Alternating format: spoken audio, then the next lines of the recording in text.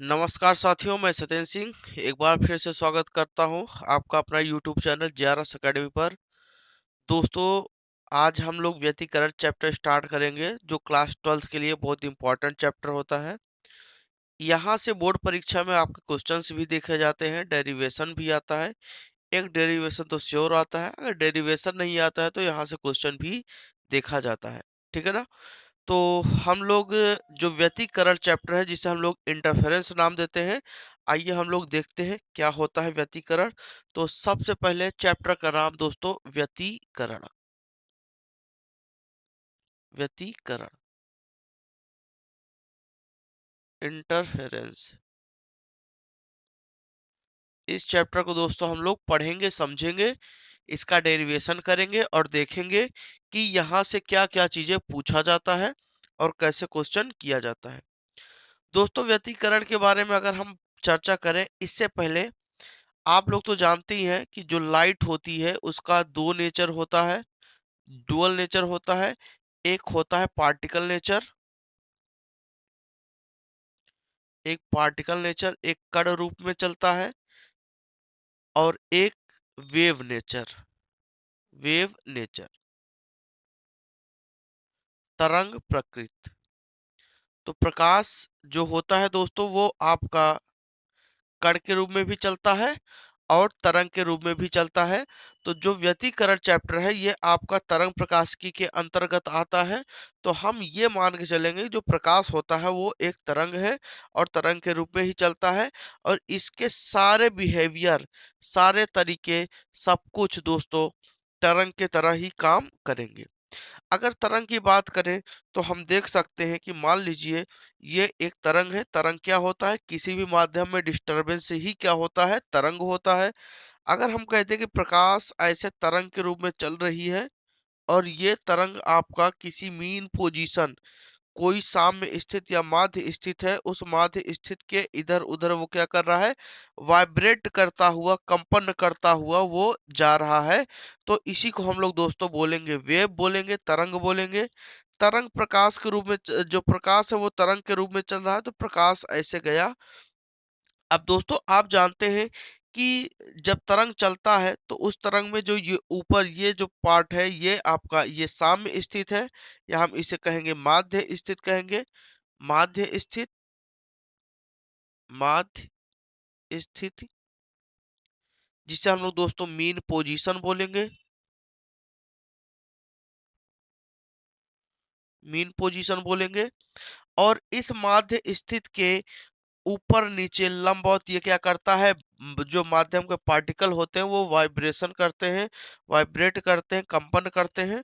तो अगर हम कहें तो ये जो ऊपर वाला पार्ट है इसे हम लोग दोस्तों कहेंगे श्रृंग, कहेंगे श्रृंग, जिसे हम लोग इंग्लिश में क्रेस्ट बोलते हैं।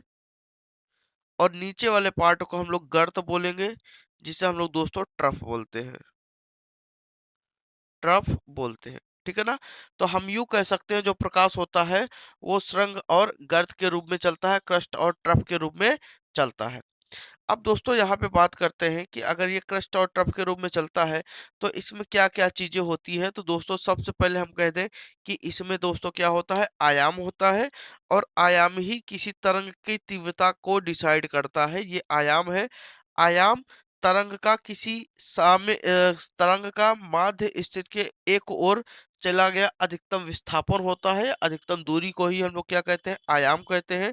आयाम को दोस्तों, इसे हम लोग आयाम कहेंगे, और आयाम को हम लोग इंग्लिश में एम्पलीट्यूड बोलते हैं। एम्पलीट्यूड बोलते हैं। ये दोस्तों आयाम हो गया। अब जो तरंग का तीव्रता होता है, इंटेंसिटी होती है, intensity of wave, intensity of wave, wave ये होता है आई, आई प्रोपोर्शनल ए स्क्वायर। जो तीव्रता होती है वो हमेशा आयाम का क्या होता है? वर्ग के अनुक्रमानुपाती होता है। तो अगर ये प्रकाश एक तरंग है तो तरंग का ही रूप, ये सारे रूल्स यहाँ अप्लाई होंगे तो हम कह सकते हैं तो इंटेंसिटी ऑफ लाइट, जो प्रकाश की तीव्रता होगी वो आपका होगा आई प्रोपोर्शनल ए स्क्वायर हम आयाम को यहाँ चाहे स्मॉल ए से आप रिप्रेजेंट करिए चाहे कैपिटल ए से रिप्रेजेंट करिए, दो के दोनों चीजें एक ही है, कोई दिक्कत नहीं है, दो के दोनों सेम ही है, कोई अलग चीजें नहीं है। दोस्तों अगर अब हम बात करें तो व्यतिकरण होता क्या है, तो उसके जानने से पहले आप एक चीज और यहाँ पे जान लीजिए कि तरंग के बारे में, कि जब तरंग चलता है तो आप जानते हैं कि कंपन होता है, कंपन करने में समय भी लगता है और इसका अपना साइकिल भी होता है, आवृत्ति भी होती है। तो इसको हम लोग देख लेते हैं, जरा समझ लेते हैं क्योंकि आगे हमें जरूरत पड़ेगी। जैसा कि अगर हमने कह दिया कि ये हमारा क्या है, साम्य स्थित है और इस साम्य स्थित के इधर उधर ये क्या करता है, कंपन करता है। तो मान लीजिए दोस्तों ये तरंग ऐसे चला, ऐसे गया और ऐसे यहाँ पर आया। तो अगर तरंग यहाँ से चला तो आप जानते हैं इसे हम लोग क्या बोलते हैं, क्रेस्ट बोलते हैं और इसे क्या बोलेंगे, ट्रफ बोलते हैं। जैसा कि मैंने पहले बताया आपको, इसे क्या बोलेंगे, ट्रफ बोलेंगे। अब जब ये चलता है तो जहां से ये चलना स्टार्ट करता है, यहाँ से ये क्रेस्ट की स्टार्ट हुआ, तो यहाँ से लेकर यहाँ पर ये एक चक्कर कंप्लीट हो गया, वन साइकिल कंप्लीट हो गया, या हम कह सकते हैं वन रोटेशन कंप्लीट हो गया। तो हम इसे कहेंगे एक चक्कर, क्या बोलेंगे, एक चक्कर इसका कंप्लीट हो गया। फिर ये यहाँ से चलना स्टार्ट किया और फिर ये जब दूसरा अगला क्रेस्ट बना तो ये सेकंड साइकिल हो गया। अब इसमें ये चीज जो होता है, जो अधिकतम विस्थापन चलता है वो दोस्तों आयाम होता है, लेकिन यहाँ पर इसके द्वारा चली गई दूरी होती है। जैसे ये फर्स्ट क्रस्ट है और ये सेकंड क्रस्ट, तो एक क्रस्ट से दूसरे क्रस्ट के स्टार्टिंग, पहले क्रस्ट के स्टार्टिंग से दूसरे क्रस्ट के स्टार्टिंग के बीच का जो डिस्टेंस होता है उसी को दोस्तों हम लोग नाम देते हैं वेव लेंथ। इसे क्या बोलेंगे, लैम्डा। और दोस्तों इसे हम नाम देंगे वेव लेंथ नाम देंगे, जिसे हम लोग दोस्तों कहते हैं आयाम। इसे हम लोग दोस्तों क्या कहेंगे, सॉरी आयाम नहीं, इसे हम लोग क्या कहेंगे, तरंग दैर्ध्य कहेंगे, तरंग दैर्ध्य। अब दोस्तों जब तरंग चलता है तो तरंग को एक चक्कर कंप्लीट करने में समय लगता है। अब ये यहाँ से चला, इसका वन साइकिल कंप्लीट हुआ, वन साइकिल चलने में इसका जो समय लगता है उसी को हम लोग टाइम पीरियड बोलते हैं, आवर्तकाल बोलते हैं। अब ये जो टाइम पीरियड है, अगर हम कह दें कि एक चक्कर में लगा समय आवर्तकाल होता है, टाइम पीरियड होता है दोस्तों, टाइम पीरियड, जिसे हम कैपिटल टी से डिनोट करते हैं, इसे हम हिंदी में आवर्तकाल बोलते हैं। आवर्तकाल होता है कि एक चक्कर में लगा समय। अगर टाइम पीरियड आपका एक चक्कर में लगा समय तो हम इसे चार पार्ट में बांट लेते हैं, एक, दो, तीन, चार, पाँच। इसका मतलब कि ये जो आपका पॉइंट है, अगर हम इसे टाइम के लिए कहते हैं कि ये टाइम को रिप्रेजेंट करता है, ये वाला जो एक्स एक्सिस है अगर ये टाइम को रिप्रेजेंट करता है, तो हम कह सकते हैं कि यहाँ पे जो टाइम है वो कितना है, जीरो। और यहाँ पर ये आप देखो, यहाँ पर ये टाइम, ये आपका यहाँ पर टाइम, यहाँ पे ये एक साइकिल का टाइम कंप्लीट हो गया। अगर इसी टाइम पीरियड को अगर हम चार भाग में बांट दें तो भाई टाइम तो सबसे पहले स्टार्टिंग में जीरो ही रहेगा। अगर चार भाग में हम और बांट दें टी टाइम को, तो ये आपका होगा t/4 होगा, फिर t/2 होगा, फिर t/3, t/4 होगा और फिर क्या हो जाएगा, कंप्लीट टी हो जाएगा। क्यों? क्योंकि अगर हम टी को चार भाग में बांटे तो t/4, t/4, t/4 और t/4, ये चार भाग में हो गया। पहला भाग तो t/4 ही है, दूसरा आपका अगर ले तो ये प्लस ये, तो t/4 प्लस t/4 क्या हो जाएगा, ये आपका हो जाएगा 2t/4 हो जाएगा और इसको काट देंगे तो t/2 हो जाएगा दोस्तों। तो जो अगला टाइम लगा, तो दोस्तों यहाँ से यहाँ तक गया तो ये क्या हो गया, t/2 टाइम हुआ, ये टाइम जीरो, t/2। और यहाँ पर जब आया, सॉरी t/4 जीरो, और ये t/4 यहाँ से यहाँ तक गया तो t/4, और इतना आया तो कितना हो गया, t/2, और यहाँ 3t/4 हो जाएगा और ये t एक साइकिल कंप्लीट हो गई। ऐसे अगर हम कहें कि यहाँ जब जाएगा तो फिर कितना ले लेगा, t/4 ले लेगा, फिर इतना जाएगा t/4 ले लेगा, फिर इतना जाएगा t/4 ले लेगा, फिर इतना जाएगा t/4 ले लेगा। ठीक है ना? तो अगर देखा जाए तो एक सुरंग कंप्लीट करने में, एक क्रेस्ट कंप्लीट करने में इसको टाइम कितना लगता है, t/2 का लगता है, या एक ट्रफ कंप्लीट करने में इसे t/2 का समय लगता है। ठीक है दोस्तों, उम्मीद करता हूँ ये चीज़ आपको बहुत अच्छे से क्लियर हो रहा होगा। अब दोस्तों यहाँ पर हम बात करते हैं कि जैसे ये अगर आपका T/2 समय है, तो यहाँ पर इसके द्वारा चली गई ऐसे ही समय को हम क्या कर सकते हैं, आगे बढ़ा सकते हैं। लेकिन एक चीज़ देखें, हमने कहा कि ये क्या है, तरंग दैर्ध्य है। तरंग दैर्ध्य आपका क्या होता है, अ, एक क्रस्ट से दूसरे क्रस्ट के बीच का क्या होता है, डिस्टेंस होता है। तो अगर हम कह दें यहाँ से देखा जाए, अगर लैम्ब्डा की बात किया जाए दोस्तों, तो मान लेते हैं ये यहाँ से चला और यहाँ गया ऐसे। ध्यान दीजिएगा, अगर ये यहाँ से चला तो यहाँ गया और ये इसका दूसरा क्रस्ट बनेगा ऐसे। ठीक है ना? तो अगर हम ले यहाँ से यहाँ तक का जो डिस्टेंस है, ये दोस्तों लैम्ब्डा कहलाएगा। लैम्ब्डा वेवलेंथ है, तरंग-दैर्ध्य है। तो अगर ये टोटल दूरी आपका लैम्ब्डा है, तो यहाँ तक का जो दूरी होगा, डिस्टेंस होगा, ये दोस्तों कहलाएगा लैम्ब्डा/2 कहलाएगा। और फिर यहाँ से यहाँ तक के लेके जो डिस्टेंस है दोस्तों, वो लैम्ब्डा/2 कहलाएगा। मैं इसलिए बता रहा हूँ दोस्तों, क्योंकि आगे आगे इसकी ज़रूरत पड़ेगी, इसलिए हम यहाँ पर इन चीज़ों को जान लेते हैं। अगर ये जानते रहेंगे तो हमारे लिए बहुत आसानी रहेगी, हम बहुत अच्छे से चीज़ों को सीख सकेंगे। ठीक है ना दोस्तों? अब बात करते हैं यहाँ पर, अगर हम दोस्तों बात करें यहाँ पर, तो कह सकते हैं कि एक क्रस्ट कंप्लीट करने में, एक सुरंग कंप्लीट करने में कितना वेवलेंथ चलता है, कितना वेवलेंथ इसका होता है, लैम्ब्डा/2 होता है। और या एक ट्रफ में ये कितना वेवलेंथ कंप्लीट करता है, लैम्ब्डा/2 कंप्लीट करता है। ठीक है दोस्तों, ये आपका इतना हो गया। अब यही से एक चीज और समझते हैं कि जब ये चलता है पार्टिकल, तो ये भी क्या कहते हैं, आपने वेव में पढ़ा है कि अगर ये जो तरंग होता है, किसी के कहते हैं पार्टिकल है कोई, अगर वो सर्कुलर मोशन कर रहा है या आपका क्या कहते हैं वृत्तीय गति कर रहा है, तो उसका ये क्या है, ये आपका वेव नेचर कैसे बनता है, ये आपने पढ़ा है क्लास 11th में। और 11th में बहुत अच्छे तरीके से तरंग चैप्टर ही है, जो कि सारा का सारा चीजें यहीं पे है। व्यतिकरण में उसी को देखना पड़ेगा, बस फर्क ये इतना था कि वहां पे आपने वेव को माना था और यहाँ पे आप वेव को एक रूप आपने दे दिया है, जिसका नाम है लाइट। ठीक है ना? तो अगर हम यहाँ पे बात करें दोस्तों, तो जब ये चलता है तो कितना कोण चलता है, तो दोस्तों अगर कोण की बात करें तो ये 0 डिग्री चलता है। जब ये यहाँ पहुंचता है तो पाई/2 होता है। जब यहाँ पहुंचता है तो पाई होता है। यहाँ पहुंचता है तो 3 पाई/2 होता है। और यहाँ पहुंचता है तो 2 पाई होता है। इसका मतलब कि ये आपका जीरो, मतलब एक कंप्लीट साइकिल में 2 पाई 360 डिग्री का फेस कंप्लीट करता है, और इसे हम लोग क्या बोलेंगे, फेस ऑफ वेव। ये वेव का क्या है दोस्तों, फेस है। ये आपका जीरो कला में था, ये आपका पाई/2, जब यहाँ पहुंचा पाई, यहाँ 3 पाई/2 जिसे हम 270 बोलते हैं।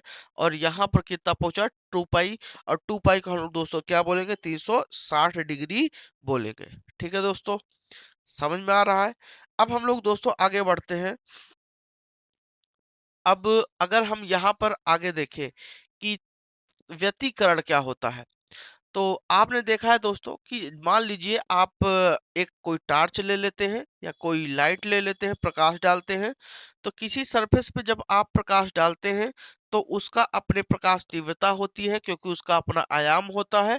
और उस प्रकाश तीव्रता के कारण उस सतह पर एक चमक उत्पन्न होता है, एक प्रकाश उत्पन्न होता है, एक वहां पर ज्योति उत्पन्न होता है, जो आपको एक उजाले के रूप में दिखाई देता है। ठीक है, जो एक उजाले के रूप में दिखाई देता है।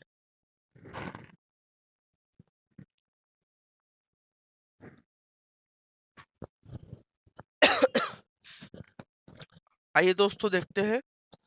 तो मान लीजिए हमारे पास एक टार्च है। जैसे आप रूम में हो, रूम में अगर आपका एक बल्ब जल रहा है छोटा सा, सॉरी दोस्तों, मान लीजिए एक रूम है, उस रूम में एक बल्ब जल रहा है, और उस बल्ब में क्या कहते हैं, उसकी लाइट थोड़ा धीमी है। तो आपने क्या की कर लिया कि एक और लाइट आपने जला लिया। तो आपने देखा कि उस कमरे में जो प्रकाश की तीव्रता थी, इंटेंसिटी ऑफ लाइट थी, वो इंक्रीज कर गई, वो बढ़ गई। और प्रकाश की तीव्रता बढ़ने से आपको सारी चीज क्लियर दिखने लगा। अगर वो चीज दोस्तों क्लियर दिखने लगा है, तो वो आपको बहुत अच्छा लगता है। लेकिन क्या ऐसा भी हो सकता है कि जब एक बल्ब हमने जलाया तो प्रकाश की तीव्रता कुछ थी, हमने दूसरा जला दिया तो और बढ़ गई? ऐसा भी हो सकता है कि हम एक बल्ब जलाए तो प्रकाश दे रहा है, हमने दूसरा बल्ब जला दिया तो अब पूरे कमरे में क्या हो गया? अंधेरा हो गया। बताइए, क्या ऐसा हो सकता है? जी हाँ, ऐसा हो सकता है और ये आपका होना संभव है और यही हम लोग व्यतिकरण में पढ़ते हैं। जैसे कि अगर हम मान लें कि ये प्रकाश है,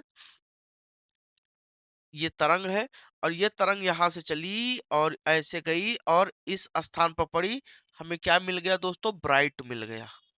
क्या मिल गया दोस्तों? ब्राइट मिल गया। यहाँ पे एक चमक मिला और हमें दिखाई दे रहा है। इसका आयाम दोस्तों कितना हुआ? ए हुआ।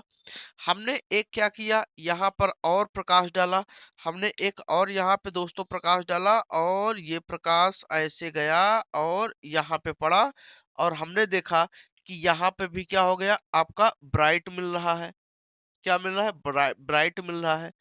अब अगर ये ब्राइट मिल रहा है, इससे भी ब्राइट मिल रहा है, तो हमने कहा कि क्यों ना हम दोनों को एक साथ, मान लो ये टार्च है, ये टार्च है, दोनों को एक साथ मारते हैं तो ज्यादा प्रकाश दिखाई देगा। हम देख लेते हैं। तो हमने क्या किया दोस्तों? ये प्रकाश लिया और हमने टार्च लिया और इसको हमने क्या किया? एक साथ दो के दोनों को यहाँ पर मारा और जैसे ही हमने एक साथ दोनों को यहाँ पर मारा तो इसका देखते हैं हम तीव्रता क्या हो गया? बढ़ गया। इसकी तीव्रता क्या हो गई? बढ़ गई, इंटेंसिटी बढ़ गई।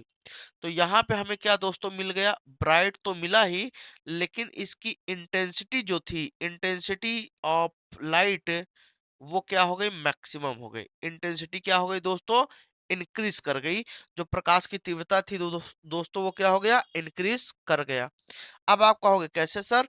तो यहाँ से इसका आयाम ए था, इसका आयाम ए है, तो यहाँ पर क्या हो गया कि ये आई जो होता है वो ए प्रोपोर्शनल होता है, तो आयाम का अनुक्रमानुपाती होता है। तो यहाँ पर जब दो के दोनों को एक साथ मारा गया तो इसका आयाम ए और इसका आयाम ए जुड़ गया तो ए कितना हो गया? 2a हो गया और आई प्रोपोर्शनल 2a का अगर स्क्वायर हमने किया तो हमने देखा 4a स्क्वायर। इसका मतलब कि अगर यहाँ से कंपैरिजन किया जाए तो 4 टाइम इसका क्या हो गया? इंटेंसिटी इंक्रीज कर गया। आप कहोगे जो तीव्रता होती है वो आयाम पे डिपेंड करती है, इसलिए दोस्तों इंक्रीज कर गया। ठीक है दोस्तों। तो जब दोनों को हम साथ में मारते हैं तो प्रकाश की तीव्रता हमें ज्यादा मिल जाती है और ये ऐसा देखने को मिलता है। फिर हमने क्या किया? फिर हमने एक प्रकाश लिया, ध्यान दीजिएगा, हमने एक टॉर्च लिया और उस टॉर्च को हमने इस सरफेस पर ऐसे मारा और इस टॉर्च को हमने इस सरफेस पर मारा, हमें क्या मिला? ब्राइट मिल गया। क्या मिल गया दोस्तों? ब्राइट मिल गया। हमने एक दूसरा टॉर्च लिया और उस टॉर्च को दोस्तों हमने इस पर मारा, हमने इस पर मारा और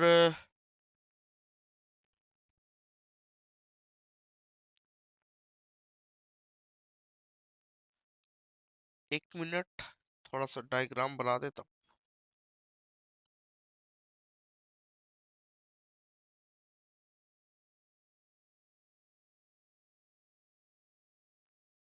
और इस पे हमने दोस्तों मारा तो यहाँ पे हमें क्या मिल गया? डार्क मिल गया, सॉरी ब्राइट मिल गया। यहाँ पर हम हमें क्या दोस्तों मिला? ब्राइट मिला।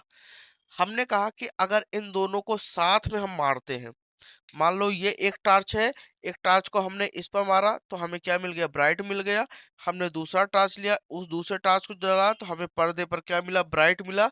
लेकिन हम चाहते हैं कि हम दोनों को एक साथ मारते हैं, देखिए क्या होता है। तो यहाँ पर क्या किया गया? हमने एक साथ दो के दोनों को यहाँ पर मारा और हम देखते हैं कि ऐसे जब हमने मारा तो एक साथ हमने मारा तो यहाँ पर हमें क्या मिल गया दोस्तों? डार्क मिल गया।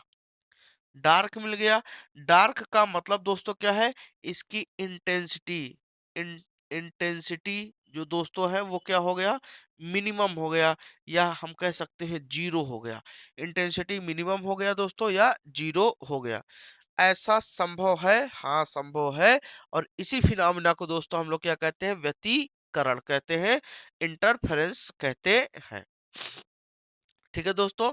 तो हमने देखा कि जब हम दो तरंगों को एक साथ सुपरपोज करके किसी पर्दे पर डालते हैं, तो वहां पे इंटेंसिटी एक साथ इंटेंसिटी मैक्सिमम हो जाती है या इंटेंसिटी मिनिमम हो जाती है।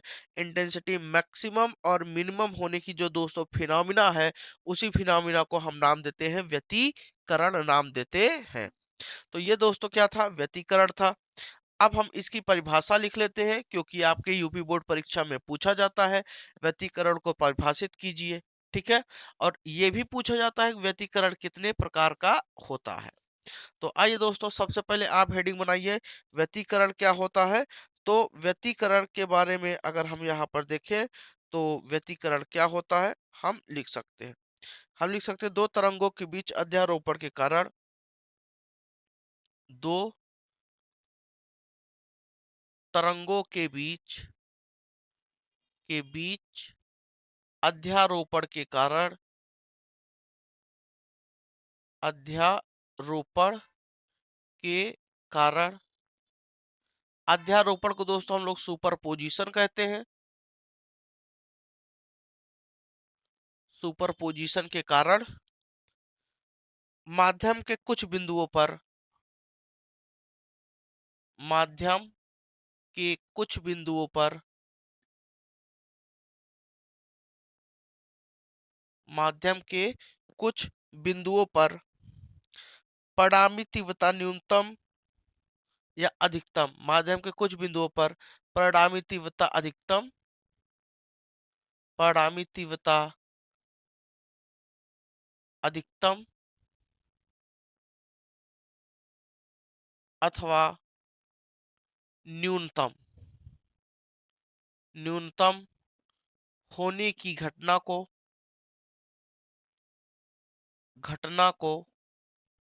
व्यतिकरण कहते हैं, व्यतिकरण कहते हैं।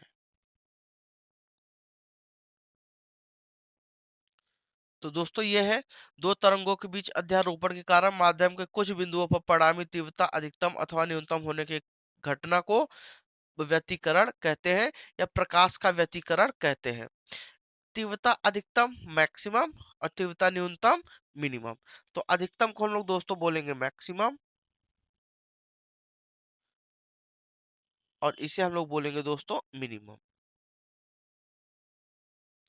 तो जब दोस्तों हम लोगों ने एक साथ किया, तो जब प्रकाश आकर यहाँ किसी एक बिंदु पर एक साथ हमने इसको डाला, और ये दोस्तों यहाँ पर आया और यहाँ पर आया, तो इसी के साथ साथ एक और वेव आया ऐसे, और इसने क्या किया, ये एक वेव और आया, दो के दोनों साथ आए, दो को दोनों मिलकर यहाँ पर क्या किया, सुपर पोजिशन कराया। जब दो तरंगे एक साथ किसी एक बिंदु पर मिलती है, तो उनके मिलने की जो घटना होती है, जो फिनोमिना होता है, वो आपका सुपरपोजिशन कहलाता है। अध्यारोपण हम इसे कहते हैं। तो सुपरपोजिशन ऑफ वेव, यहाँ पर वेव का सुपरपोजिशन होता है, और यही सुपरपोजिशन के कारण जो आयाम होता है वो मैक्सिमम या मिनिमम हो जाता है। अगर आयाम एम्पलीट्यूड आपका मैक्सिमम होता है, तो इंटेंसिटी मैक्सिमम होती है, और इंटेंसिटी मैक्सिमम होगी तो आपको ब्राइट मिलेगा। और अगर आयाम आपका मिनिमम हो गया, तो इंटेंसिटी दोस्तों मिनिमम हो जाएगी। इंटेंसिटी मिनिमम हो जाएगी तो आपको जो आयाम मिलेगा, जो प्रकाश मिलेगा, वो मिनिमम हो जाएगा, इंटेंसिटी मिनिमम। तो वहां पे क्या मिलेगा, डार्क मिलेगा। तो दोस्तों ये क्या है, व्यतिकरण है। अब यहाँ बात आता है कि व्यतिकरण में हम लोग देखते हैं, सबसे पहले हम लोग देख लेते हैं व्यतिकरण के बाद अध्यारोपण क्या होता है। तो प्रिंसिपल ऑफ सुपरपोजिशन तरंगों, principle of superposition of wave, principle of principle of superposition of wave, इसे हम लोग दोस्तों कहेंगे तरंगों के अध्यारोपण का सिद्धांत, तरंगों के अध्यारोपण का सिद्धांत। अगर दोस्तों तरंगों के अध्यारोपण के सिद्धांत के बारे में बात करें तो सबसे पहले हम लोग दोस्तों लिख लेते हैं इसका सिद्धांत क्या होता है। फिर दोस्तों हम लोग बारी बारी से इस चीजों को क्या करते हैं, समझने का प्रयास करते हैं। अगर हम इसके दोस्तों सिद्धांत के बारे में बात करें तो हम लिख सकते हैं किसी माध्यम में एक विशिष्ट बिंदु पर, किसी माध्यम में, किसी माध्यम में एक विशिष्ट बिंदु पर, विशिष्ट बिंदु पर, विशिष्ट बिंदु का दोस्तों मतलब क्या है, जिस बिंदु पर हमें इंटेंसिटी मैक्सिमम या मिनिमम दिख रही है उसी पॉइंट को हम लोग विशिष्ट बिंदु बोलेंगे, या स्पेसिफिक पॉइंट हम लोग इस बिंदु को बोलेंगे। किसी माध्यम में एक विशिष्ट बिंदु पर अनेक तरंगों द्वारा उत्पन्न परिणामी विस्थापन, अनेक तरंगों द्वारा, अनेक तरंगों द्वारा उत्पन्न परिणामी विस्थापन, परिणामी विस्थापन, परिणामी विस्थापन, उत्पन्न परिणामी विस्थापन, इनमें से प्रत्येक तरंग के विस्थापनों का सदिश योग होता है। परिणामी विस्थापन, इनमें से प्रत्येक, इनमें से प्रत्येक तरंग के, तरंग के विस्थापनों का